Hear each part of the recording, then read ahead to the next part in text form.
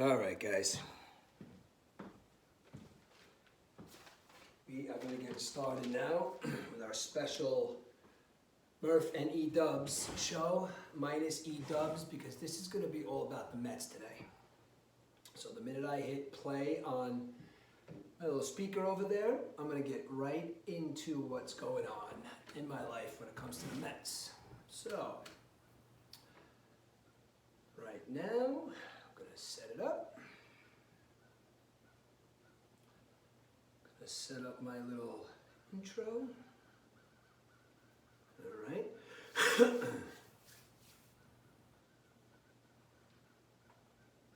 right, guys.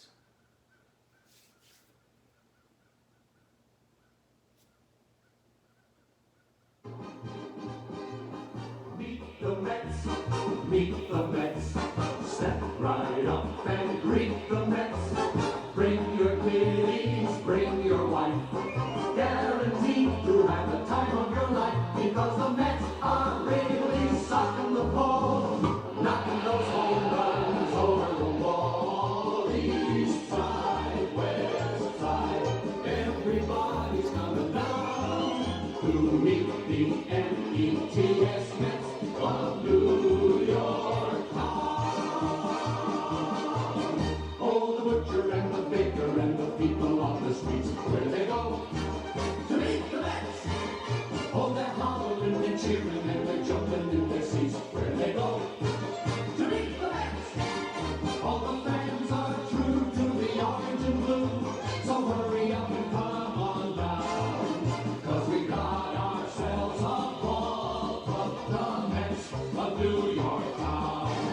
Give 'em a yell, give 'em a hand, and let 'em know you're rooting and stand. Come on and meet the Mets, meet the Mets.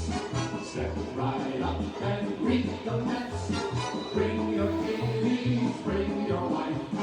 Guaranteed to have the time of your life, because the Mets are really sucking the ball, knocking those home runs over the wall. East side, west side, everybody's coming down to meet the M-E-T-S Mets of New York town, of New York town.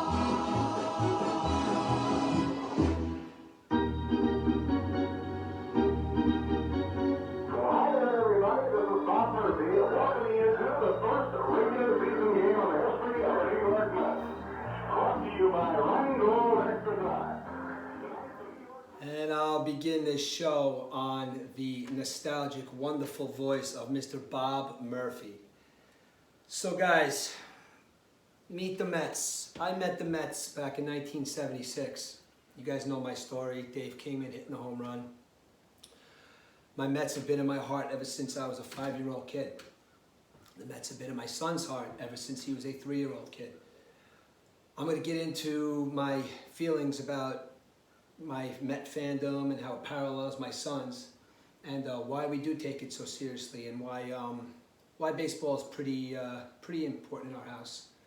And it's kind of like, you know, it's a family thing.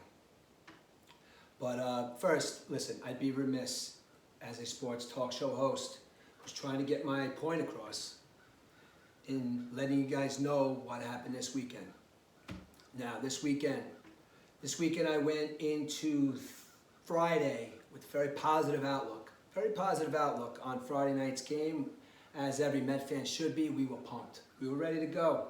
Playing the San Diego Padres. San Diego Padres just kind of like eked into the playoffs this year because of the fact that the Los Angeles Dodgers just had an outrageous season. So, you know, unbeknownst to Dave Roberts, who my partner thinks might get the Manager of the Year, Dave Roberts, even if he wins the World Series this year, does not deserve Manager of the Year. And being that the Mets are out, Buck should be in running for Manager of the Year. But Friday night was a little bit of a disaster. I mean, you know, we had our Max Scherzer, my guy. Now, if you think I'm going to get on this radio show this morning, and do you think I'm gonna bash my boy Max Scherzer? Baseball is a crazy sport, ladies and gentlemen. I've been listening to sports talk for the last 2 days, trying to let the loss of this series and the unbelievable loss in the first round of the wild card, trying to let this resonate with me. And I've been listening to a little bit of sports talk the last couple of days, and a lot of Met fans got calling in. You guys gotta relax, okay? Now I understand there's a lot to be pissed off about, but a lot of people talking about firing Buck Showalter. I'll get into that in a second. Friday night, Max Scherzer. People killing Max Scherzer. What do you guys want to trade him now? Max Scherzer making $43 million. Max Scherzer didn't come up big. Max Scherzer's human. Now, if you think under any circumstance that Max Scherzer woke up that morning and says, you know what, guys, I'm going to fuck this game up tonight, you guys are all crazy. Now, I understand that last outing against the Braves, he didn't come up big either. So the last 2 outings, Max Scherzer, our guy, our bulldog, didn't really come up big, especially Friday night. I mean, I don't know if they just hit him. I don't know if they were onto him. All I know is I saw 4 home runs get smashed out of that stadium the other night. And when Josh Bell turned on that inside pitch and smashed the ball over the right field wall, I said, you know what, though? He's in a little bit of trouble tonight. I also said he's got to push forward because, as you could tell, and as I've been preaching and as I've been telling you guys all year, just because the Bullpen had a couple of good games, maybe they had a good game the other night to, I wouldn't say bail Max Scherzer out, but keep the game, from going way out of hand. But the bullpen, everything, the bullpen, if the bullpen was good, maybe they would have pulled out Max Scherzer a little bit earlier. I mean, looking back in retrospect on that game Friday night, maybe they should have pulled Scherzer out a little earlier and put the bullpen in because the bullpen gave up no runs in 1 hit, 4 strikeouts. But again, that's baseball. Baseball players, baseball managers, baseball people make decisions. Now, Buck Showalter's decision to do what he was going to do the other night and set himself up for these 3 games is Buck Showalter's decision. It's not my decision, it's not anybody else's. I could take it to heart. I could say, listen, Buck, maybe you should have done this, but I would never do that because, again, like if you heard my tirade the other night, I'm not a Major League Baseball manager. So Buck Showalter puts Max Scherzer out there. I don't know if he maybe left him out for a couple more minutes, but then he should have. But bottom line is, that night they didn't hit. Of course, Nimmo got a triple, your usual suspects, McNeil hit, but really, obviously, really, and Escobar hit a double, hit a home run. That didn't even really make it close. But by the end of that game, after this, after watching that debacle, I said to myself, they better come back game 2, and they better come back with a little bit of fire and a little bit of fuck you, because I did not see that in any one of their faces on Friday night, especially my guy, Pete Alonso. Pete, you're my guy, man. Lindor hit a home run, and you hit a home run. But the 2 of you guys, I just didn't see it on either of your faces all weekend. I'm not going to kill you for it, but listen, you 2 are the guys that are supposed to all season. Pete, 130 RBIs. Lindor, 107 RBIs, bunch of home runs, batting averages. Both of you guys probably won't get the MVP, but you know what, though? There's a lot of people talking about you guys getting the MVP. So let's fast forward down to Game 2. Game 2. Game 2, as many of you know, or might not know, my voice is just starting to come back. Me and my son Aiden were in the building on Saturday night to watch Jacob deGrom pitch. So we get to the stadium, we're pumped. Now I'm going to go into again like my fandom and my son's fandom later on when I say my goodbye to my beloved New York Mets. But the 2 of us, me and him, nobody else, 2 of the biggest Met fans I know, ready to rock and roll and watch a Met game. We were a little weary about deGrom, what was going to happen, but you know what, deGrom, you came out there and you pitched a good game. You know what, you guys came out and you did something. You showed us something. You had an inning there where you put up enough runs to whereas I'm an idiot Sunday night and thinking to myself, I'm going to continue to watch this baseball game because you know what, though? We had an inning the night before and we blasted out with 6 runs. Why can't we do this again? I've seen these Mets do it in the past. This season. This Mets team to me was different because I always saw a couple of these wins that came out of this year against teams that older Met teams would have just laid down and died. I actually thought that this Met team probably would have said, one of them would have grabbed each other by the balls and said, listen, let's get a gut check here and somebody do something to get get us going. So, but that happened on Saturday night. Saturday night we broke out, game's over. We're cheering, we're happy, we're loving Pete, we're loving deGrom, we're loving it. Come out, we have a big inning, McNeil, big hit, Nimmo's pumped. It's like San Diego, they put their heads down, they just look defeated. It's a fun night, a fun playoff game to go watch with my son. Then I get to Sunday. After watching my Jets put on a stellar performance against the Miami Dolphins, and obviously right now that's pretty much the only thing sports-wise I got to look forward to. But that night, I sat down, put on the television. Chris Bassett was up to pitch that night. Now, whether you like it or not, DeGrom was DeGrom, kept us in the game, but it's a good thing that the Mets did what the Mets don't usually do, and they scored a lot of runs for DeGrom because I don't know what was going to happen. Scherzer, like I just said, didn't pitch well at all. So, Bassett's a different guy. Bassett's not going to overwhelm you with his 100-mile-an-hour fastball. Bassett's not going to overwhelm you with his fastball. He's going to wow you with his stuff. Now, he's kept the Mets in a lot of games. He's a pretty efficient pitcher. Didn't have as many strikeouts as normal. Has good breaking stuff. Has good stuff. He didn't have shit the other night.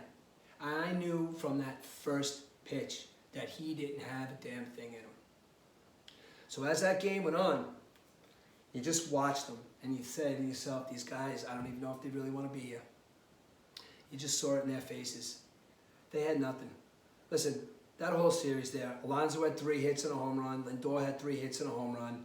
Canna, where were you, dude? 10 at-bats, and you got a big 0 for the entire series. Yeah, you had 2 big, 13, 14 pitch at-bats, but you lost both of them. Okay?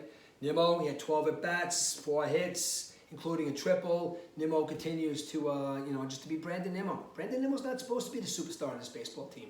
Brandon Nimmo's supposed to go out there and play center field, hit leadoff, get on base, and just do what he does. He hustles to first base. He's obviously learned to play a really good center field because he was a pretty good center fielder this year. So, and then Marte comes back. We missed Marte big. He was a big missing piece to this weekend here, but he comes back. And yeah, listen, he played good that first game Friday night. Stole 2 bases, got a couple of hits. Bottom line is, what I'm trying to say here is the pitching and the hitting did not come through.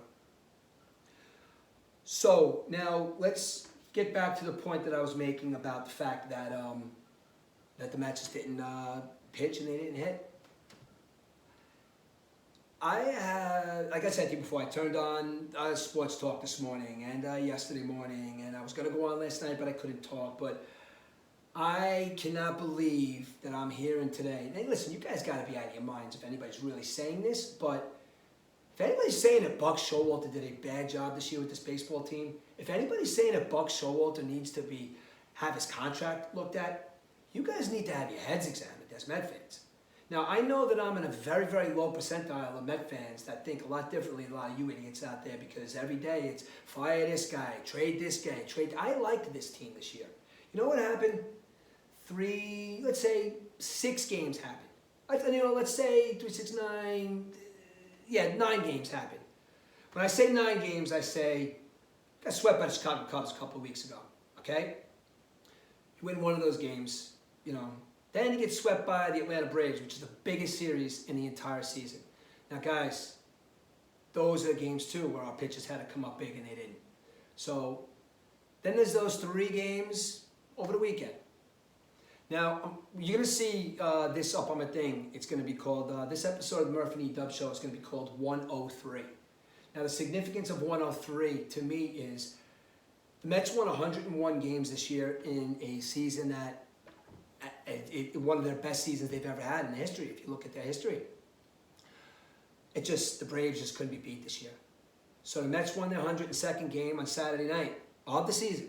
102nd game, playoff game. They just couldn't win that 103rd baseball game for us.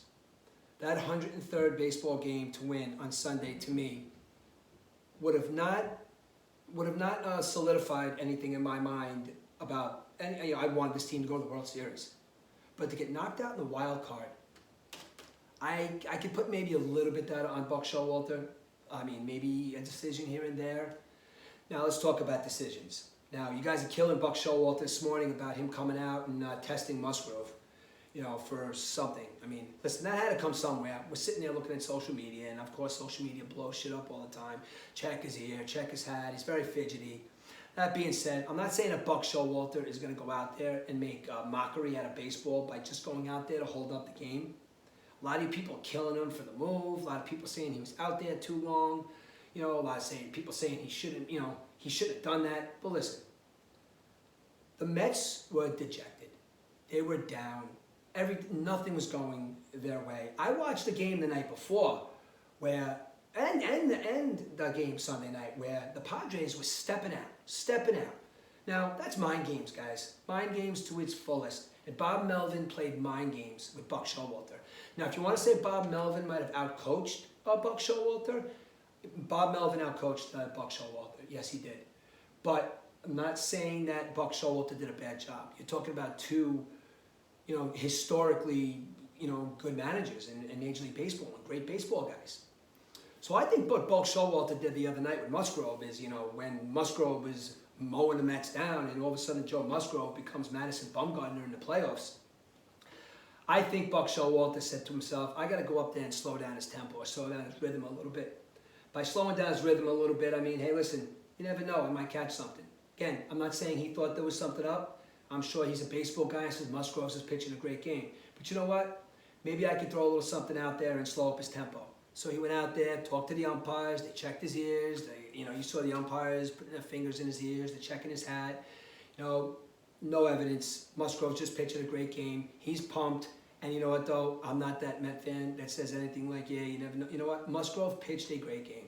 And you got to give it to the guy. He came up huge for that Padres baseball team. And you know what else the other night, guys? Juan Soto bunted the other night, okay? Juan Soto was a home run hitter. Soto was a big hitter. Juan Soto really has been playing. He's been playing okay. He's not been Juan Soto of past. Juan Soto laid down a bunt the other night. You know what that says?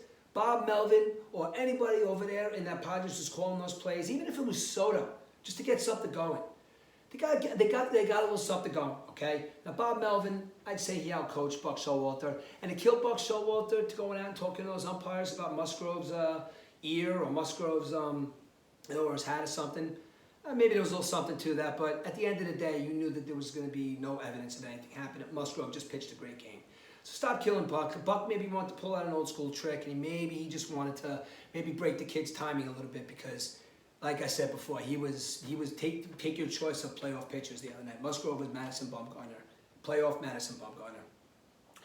So Friday, Saturday, and Sunday was a little bit. Saturday was great. Friday wasn't so great. Sunday was terrible. Now, Sunday. Now let's talk. You know what? Let's talk about this Mets team for 1 second before I go into my goodbye speech about the New York Mets. Mets won 101 baseball games this year. Okay. Now, my Mets friends out there, does anybody know when the last time the Mets won 100 baseball games in a season? Now, irregardless of what just happened in the playoffs, let's just talk about the Mets season as a whole. Okay. Mets had 101 wins this game. We got to go all the way back to 1988 where they won 100 games. And we got to go back to 1986 where they won 108 games. Now, we both know what happened in both of those seasons. 1988, we lost. Okay, we lost in the, I think we lost in the LCS. You see that, the whole Dodgers won. Oral Hershiser, which is Oral Hershiser in 1988. Even though, they got 100 wins, Kirk Gibson limping around those bases, pumping his fist. I mean, I'm not a Dodger fan, but that Dodger team was really, really good. And just, and that's a Met team that they played that I think should have won maybe 3 or 4 World Series. Going back to 1986, they had 108 wins that season, guys. 108 win seasons. But you know what that team had in that 108 win season that this 101 win Buck team doesn't have? A lot of fuck you in them. Every single person in that lineup was ready to punch somebody in the face if they didn't like what they heard. Everybody in that lineup, a lot of those guys didn't like each other. But you know what, though? They knew they were all tough guys, and they knew they were there for one purpose, to win baseball games. And I think Davey Johnson managed those guys pretty well. Even though a lot of people say Davey Johnson was a drunk, I don't know. But, hey, whatever worked, it worked. Because they won a championship in 1986. And that's the last championship that I remember as a Met fan. 1986, I was 14 years old. Just sitting there watching them, and I knew something magical was going to happen with this team. Friday night, I didn't see anything magical happening with this team. That's the comparison with 1986 to 2022 New York Mets. That was a team with a lot of fuck you in them. And then you got to go in the middle. Listen, Mets had to bounce around. They had a couple of, they had a 90-win game. They won 90 games in 2015. Now, 2015 is a lot different than this year because I'm just talking about it as recent history. 2015, Daniel Murphy had LCS, 7 home runs. He just did everything right. I know that team wasn't supposed to go to the World Series, all right? And listen, neither was the team that won the World Series that year, but that's another story. But, Daniel Murphy had the 7 home runs. They played great. What did he do? He didn't do anything in the World Series. Lucas Duda throwing the ball over the guy's head. Everything went wrong in that season. So when they lost in 2015, I really wasn't even that worried about it because, listen, they started off the series with an in-the-park home run. So you knew where that was going to go. Okay, in 2000, we lost to the Yankees. That hurt. Again, that hurt because that's a team that was supposed to do something. You got your Mike Piazza.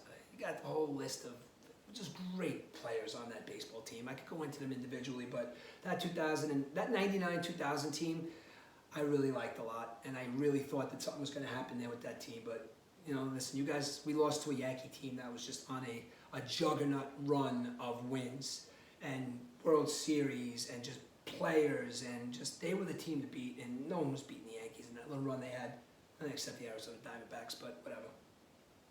And the Boston Red Sox too. Oh yeah, that Yankees run did get beat a couple of times, but anyway, 2000, the Mets weren't beating the Yankees. 1999, we all know what happened in 1999. They had 97 wins that year. We all remember watching. I remember exactly where I was when I watched that last pitch in that game. I was sitting in a pub down in White Plains with my boy, Mikey Coach Victor. And Mikey, I don't know if you listen to my podcast at all, but me and you were sitting in that bar. We had a beer. Carlos Beltran was up to bat. He looked at me and says, watch, he's going to strike out. Now, Mikey's a good baseball guy. He knows his baseball. I know he's fell off a little bit on the years. He's a Yankee fan, but he's got his political reasons. But anyway, back then, yes, big baseball guy. He looked at me, and as he turned his head, Carlos Beltran swung right through that ball, and I couldn't believe it. Now, that was a team that year that I thought was going to win a World Series. That kind of ripped my heart out a little bit. But nothing like this year. Now, this year's 101-win Mets team ripped my heart out for the simple fact that all these years as a Met fan, all these years looking back to 1976, all these years of heartache, all these years of we'll get them next year, boiled down to a team this year that we were going to kick ass. We had Pete Alonso, we had Lindor, we had Scherzer, DeGrom, Bassett, Carrasco, we had McNeil, batting champion, Nimmo, the hustler, Starling Marte. We picked up Escobar, Mr. September, just up and down. I looked at Pete Alonso, I looked in his eyes in the beginning of the season. He says, I am ready, Murph. I'm ready to go. Let's get on my back. I'm the polar bear. He's got the personality. This is the team that broke my heart. Broke it. Okay? My son right now is old enough to feel what it's really like to be a fan of a team and have them pierce your soul. Because he takes these games, every single one, to heart. He was even yelling at me the other day about a game that we watched back in July. And I said, dude, come on, it's only July. He looked at me at the end of the game the other night and says, Dad, dude, it's July. All those games count. And I said to him, Aiden, it's what happens that matters. They made it to the wild card. He goes, Dad, you're missing what I'm saying. You're missing my point. He's like, if the Mets win 3 or 4 more games that season, they win the division. And they're playing today. The Braves would have had to fight it out with the Padres to see who was going to play the Mets. That sparked something in my head, and I'm like, you know what? Maybe he is right. Maybe it just was timing. Maybe it was just like the right time. I don't know, but he's growing into a Met fan beyond the imagination that I would have known. He knows everything. He knows the players. He knows the stats. He knows the pitchers. He knows the history. He takes that team and he puts it in his heart. And now his heart's broken for this team. Now his heart's broken because he watched every game. he was upset if we were going to go somewhere and couldn't watch a game. When I told him that we were going to this game on Saturday night, it was in the middle of talking to him during Friday night's game where they were getting their asses kicked. And he said, Dad, you just made my day. We're going to a Mets playoff game. As upset as I am right now, I am so happy about this. This is a kid that lives and dies by his New York Mets, and I watched his heart be crushed on Sunday night, along with mine. New York Mets, Pete Alonso, like I said to you before, you looked me in the eyes in the beginning of the season and says, you're going to do this for me. Again, I know you're a young guy, and I'm not going to place everything on you. But you are, in my eyes, the leader of this team. So I'm not going to talk about negatives. I'm not going to talk about who's possibly could leave, who possibly we could sign, because I don't care what anybody says. If you wake up the next day and you're a New York Mets fan and you jump right on that hot stove and say, get rid of this guy, get rid of that guy, fire Buck, what's wrong with Pete Alonso, Lindor's not worth his contract, why did we get Starling Marte just to get hurt at the biggest time of his career, Jeff McNeil, he wins the batting title but can't get a fucking hit in game 3. Stop and breathe, okay? Because we watch these baseball games and we follow these baseball players, we follow these teams to get away from our lives that are sometimes hectic, sometimes crazy. We work a lot. You know, we got stuff going on. But our Mets are going to be here for us next year. And this is the fans I'm talking about, because there's a lot of people out there that just don't get sports. And listen, do I understand it? To a degree. But there is actually people out there that really kill people for watching sports. And that's a very small minority of people. I have actually somebody that I argue with on not argue with, but I discuss stuff with on not on a daily basis, because I really don't see him that often, but he just doesn't understand the whole sports thing. This guy's a man, and he doesn't understand the whole sports thing. Look, I get it, but I don't understand his thinking on it. I mean, his thinking on it is, why do you watch these baseball games? These guys make so much money, they're losers, they're not role models, they're this, they're that, they're the other thing. Look, you know, for some people they are role models, these guys. You know, and for some people they just enjoy watching baseball. It gets them away from the political shit that's going on in the world. Who's our president? Who's not our president? Why this country sucks right now. Baseball gets us away from it. So whether it's an emotional sad low because they lost, or it's an emotional high because they won, for those 3 hours when we sit there and we watch a game, that's why I say to my friends, some of my friends have abandoned sports totally, because of the whole national anthem thing with football and the whole, you know, injecting their beliefs into the game. I just chose to be that guy who turns that stuff off and turns on the game at first pitch. I turn on the game at kickoff. I turn on the game at tip-off, because that's what gets me away from the crazy shit that's going on in the world.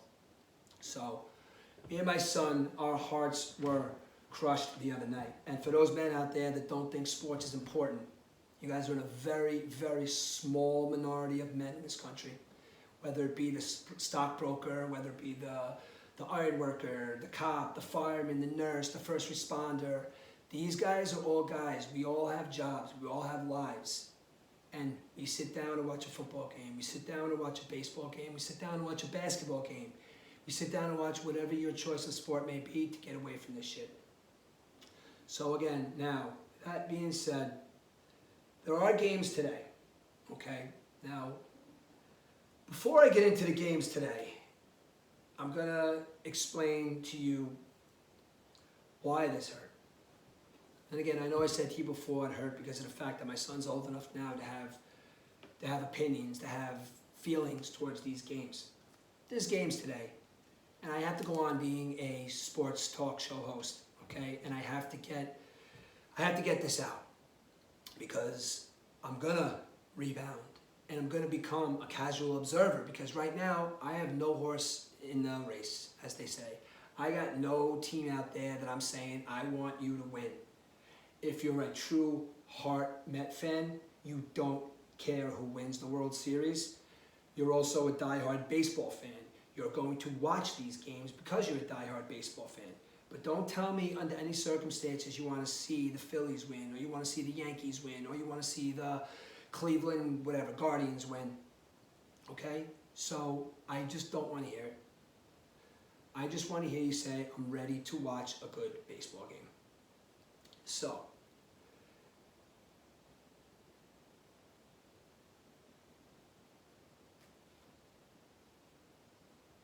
I had to stop for a second because I was wondering if I was recording. It says you're recording right now on your web browser. If you'd like record longer, you can use any app on your computer, then upload the file. Awesome. All right, well, anyway, we're just gonna have to go into it then. So, my fandom.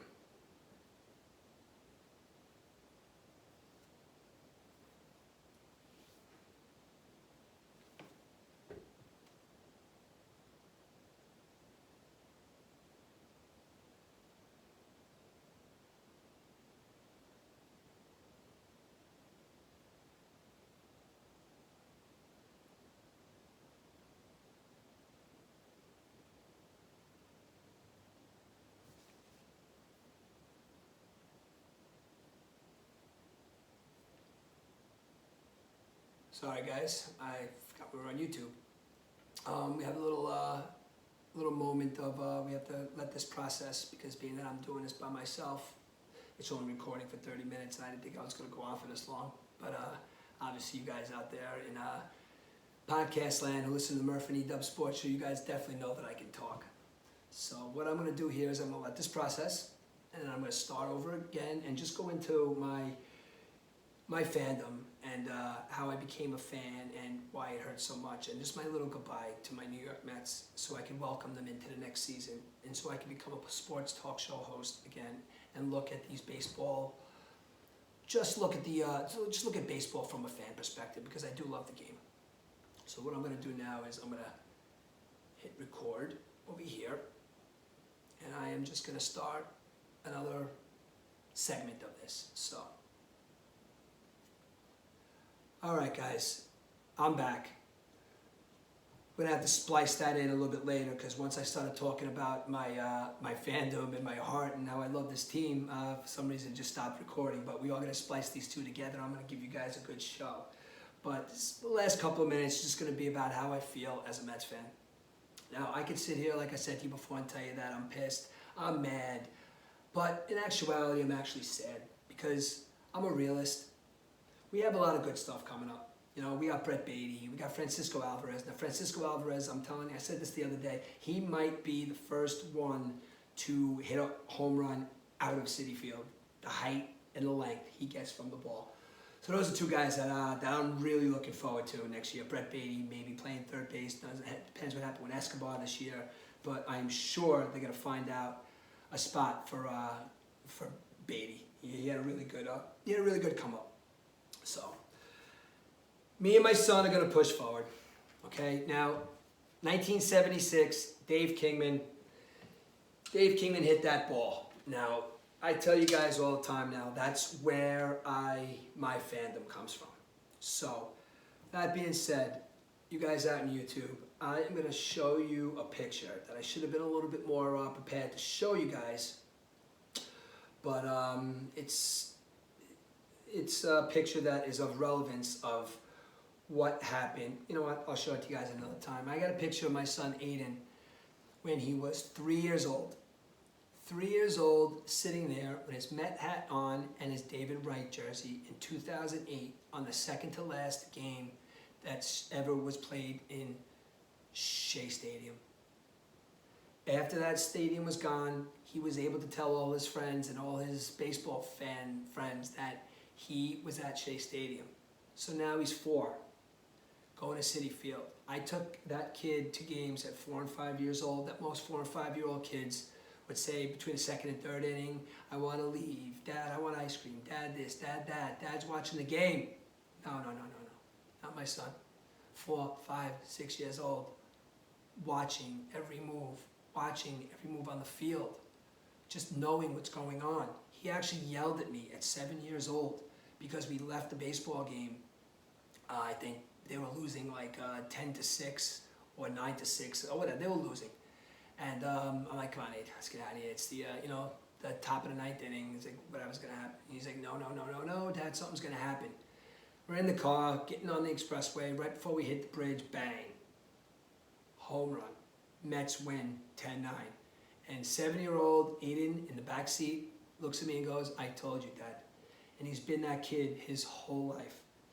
I think that's why when he plays baseball, he's noticed as being a very smart kid out on the field. You always see his brain moving. And I think that has a lot to do with him following the sport of baseball and loving it as much as he does.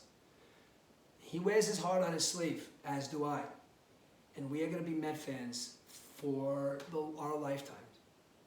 Now, I hope he gets to see a World Series, because if he doesn't get to see a World Series in his life, I don't know what's going to happen. But he's going to have kids one day, as are my other sons. I'm going to have grandchildren. I have 2 sons. Obviously, my other son plays sports, but he's not really into watching. But the kid's a very good athlete. Both of my kids are good athletes. But Aiden gets a lot of his baseball prowess, I think, from loving the game, studying the game, loving the players.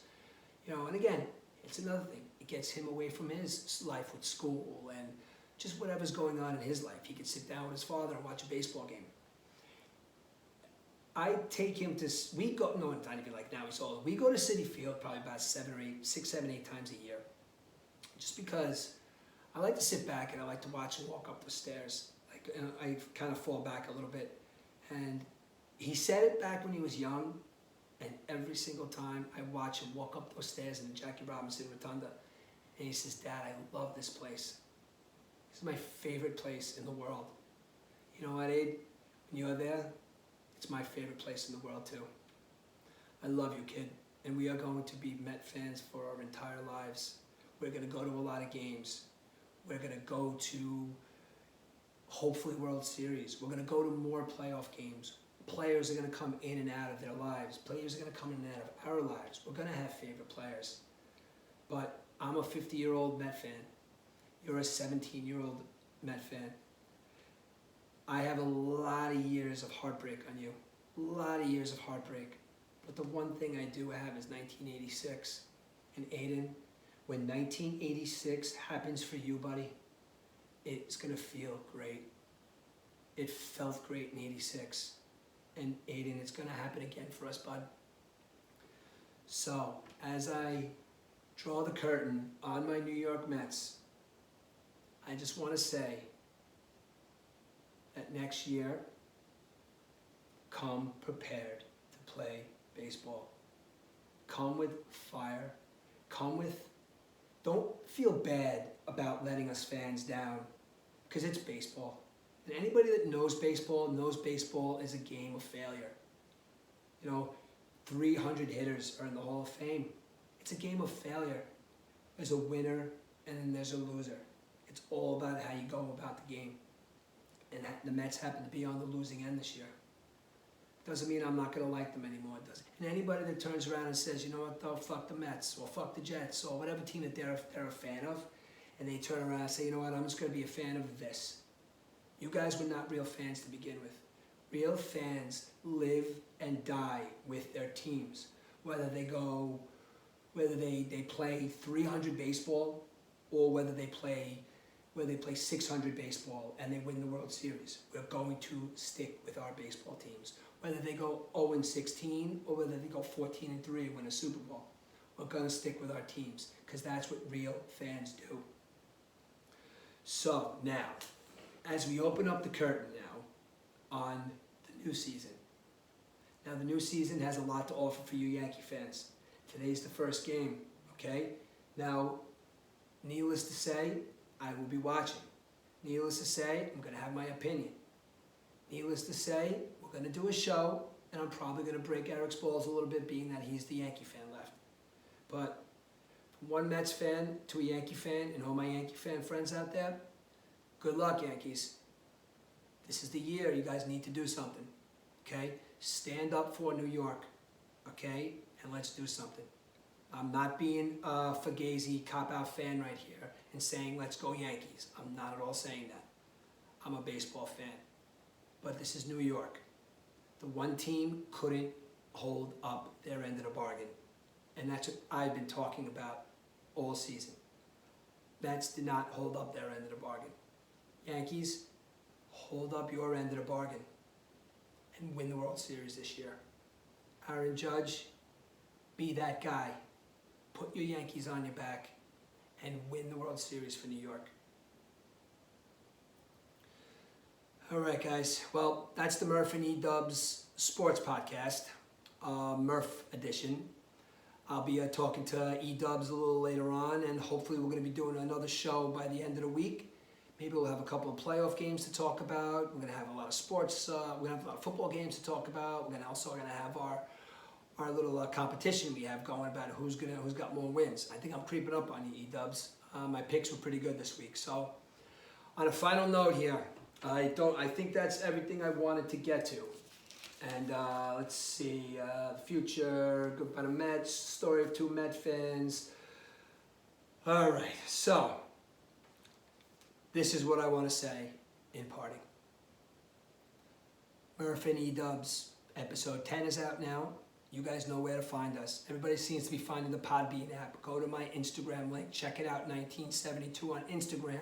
Click that bio and click the Podbean link. That'll take you right to Podbean. A lot of people seem to be signing up for that. We still got Spotify. We still got Amazon. We still got Apple. We still got Google. We're growing, guys. Thank you very much for helping us grow. We just want to get our name out there to people who don't really know us now. We got good personalities. Keep sharing us and keep following us, right? And on that note, this is going to be for YouTube because it's a visual.